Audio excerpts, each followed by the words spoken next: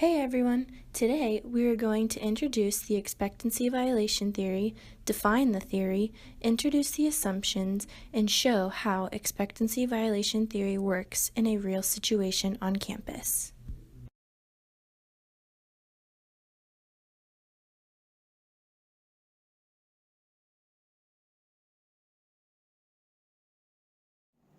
Hello. In communication theory, we learn about expectancy violation theories, also known as EVT, which was created by Judy Burgoon. EVT builds on a number of communication axioms. Most central to the understanding of EVT, however, is the assumption that humans have competing needs for personal space and for affiliation. Specifically, humans all need a certain amount of personal space. Also, basically distance from people. They need that comfort zone, privacy.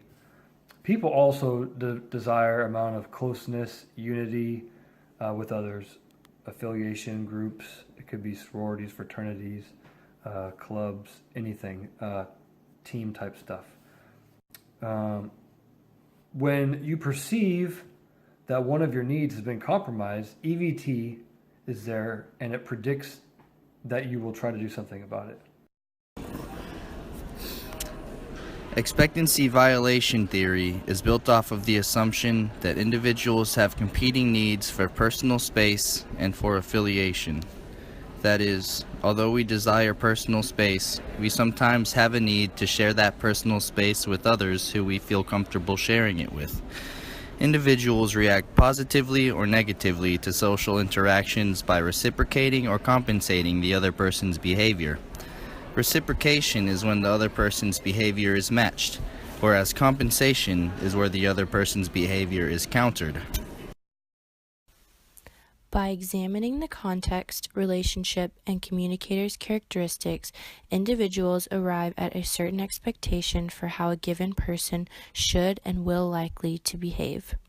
One of the core concepts of expectancy violation theory, along with the communicator reward valence, is the violation valence.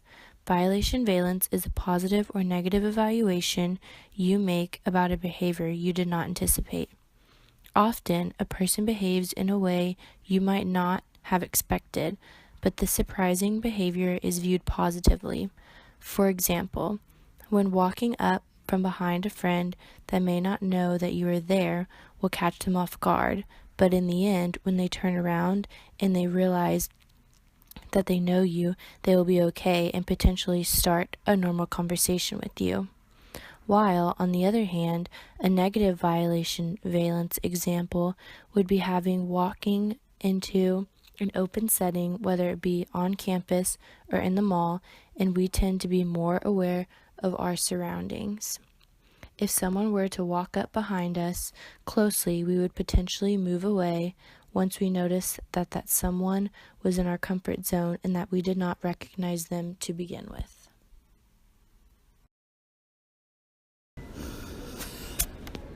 In the following video, Chad Shook follows closely behind a passerby, violating his personal space. There is a moment the person slows down in order to fall behind Chad, but doesn't succeed. And there are moments when the passerby uncomfortably glances at Chad because of his negative violation and reward valence.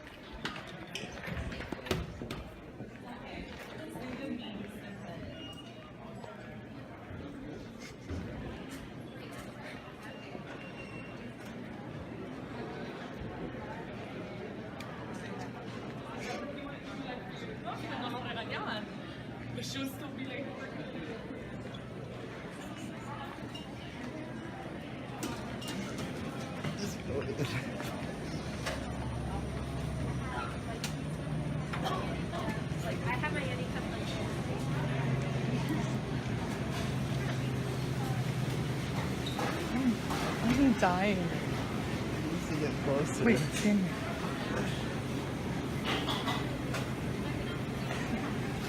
And your turn. Talk to me. Like pretend like you're talking to me. He needs to get closer. I'll turn and pretend like I'm talking to No, you. that's what I'm trying to get you to do. Okay, I'm trying to watch though. You can watch in the video. She was like, I'm not even gonna order anything. The passerby, whose name was Hunter, told us that he felt like his space was being violated when Chad was following so close, and it was an unpleasant experience. Technically, by acting opposite of how Chad was acting, Hunter attempted to compensate Chad's behavior. Communicator reward valence, or the rewardingness of partner, is an evaluation you make about the person who commits a violation of privacy. If you were to perceive the person who is making the violation to be attractive, kind, smart, or charismatic, you'd believe that this person had a positive reward valence, or this person could have a positive chance of rewarding you. On the other hand, if you were to perceive the violator to be unattractive, rude, conceited, or otherwise, you'd say that this person has a negative reward valence or has a negative chance of rewarding you. It is important to note that the same behavior that one makes could be taken two completely different ways, negatively or positively, based on how the perceiver views the violator of privacy. For instance, if a friend of yours gives you a pat on the back after making a good gram on an exam, you'd probably view this as a friendly or supportive gesture.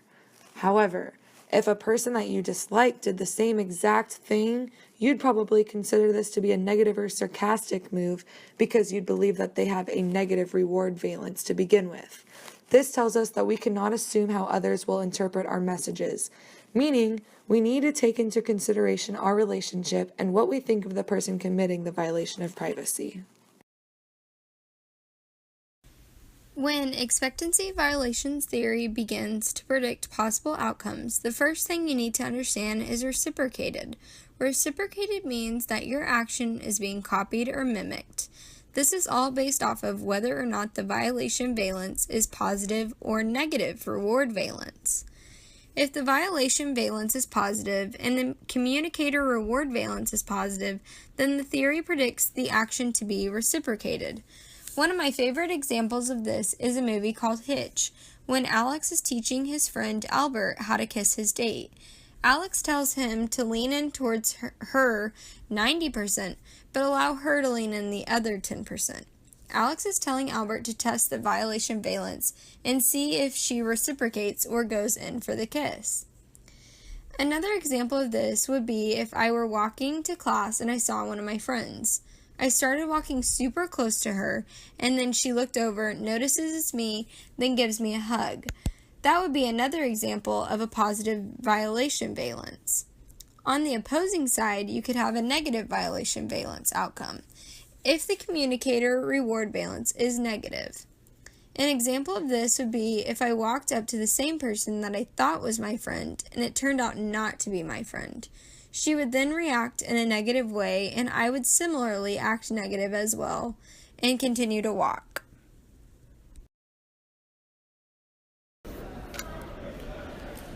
There can even be situations in which you perceive a negative violation valence, but view the communicator reward valence as positive, in which case you compensate for the negative behavior.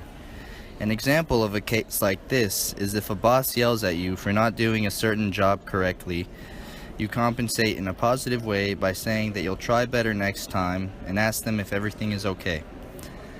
In an opposite case, someone who has a negative reward valence in a situation may violate you with a positive behavior, in which case reciprocation or compensation are both common. An example of this would be if somebody who you don't typically get along with suddenly acts friendly and asks if you want to go to their house. You might reciprocate by saying that you would love to become closer to the person and that you will go to their house. Or, if you're suspicious of their motives, you can compensate, in which case, you would say that no, you don't want to go to the person's house because you don't like them. When somebody knows the compensation and reciprocation strategies of expectancy violation theory, they can much more easily predict and read people's behavior when a violation may or may not occur. This can be very useful in everyday communication and relationship structure when you are trying to figure out the best way to react to a violation.